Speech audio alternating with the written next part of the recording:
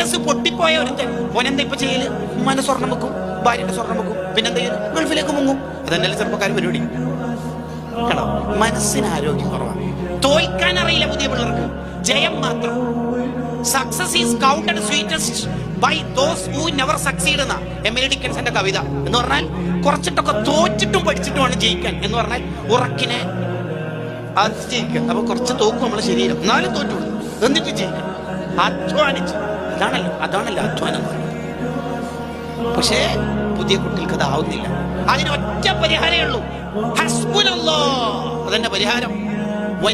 വക്കീൽ മോനെ LLB കഴിഞ്ഞ ലീഗൽ വക്കീലിനേക്കാൾ ടോപ്പ് വക്കീൽ, അൽ വക്കീലായ ഓൾ ആൻഡ് ഓൾ ആയ അള്ളണ്ടോ ഇന്നലെ പഠിക്കുന്നത്. അത് ചെറുപ്പത്തിൽ തന്നെ 7000 കുട്ടികളെ കൊന്നിട്ടുണ്ട് ഫിറൗന്. എന്തിന്? മൂസാ നബി ജനിക്കുന്നു പേടിച്ചിട്ട്. എന്നിട്ട് മൂസാ നബിനെ ഫിറൗന്റെ കൊട്ടാരത്തിൽ തന്നെ അള്ള വളർത്തി. എന്നിട്ടോ മൂസാ നബിക്ക് പാല് കൊടുക്കാൻ പെണ്ണുങ്ങളെ കിട്ടുന്നില്ല. 100-200 പെണ്ണുങ്ങൾ നേരെ വന്നു, ആരുടെ പാലും വേണ്ട. എന്നിട്ട് സ്വന്തം ഉമ്മ വന്നു കുടിക്കുമ്പോൾ ഫിറൗന്, പ്ലീസ് നിങ്ങൾ ഇവിടെ തന്നെ നിൽക്കോ, ശമ്പളം തരാം.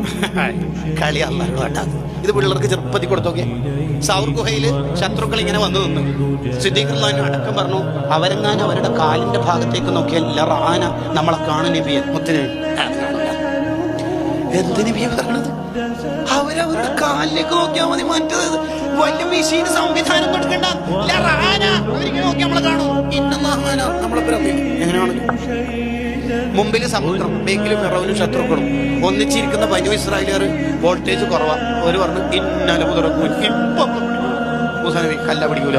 അതെ, ബേക്കിൽ ശത്രുക്കൾ, മുമ്പിൽ സമുദ്രം, പിന്നെ എങ്ങനെ പിടിക്കൂലെന്ന് പറയും. ഇന്ന മഈ റബ്ബി സയഹ്ദീൻ. എന്റെ പേരല്ലുണ്ട്, എന്റെ പേര് നിങ്ങളെപ്പരല്ല, നിങ്ങൾ അതിന്റെ ജോയിന്റ് സെക്രട്ടറി പൊളിയായില്ല.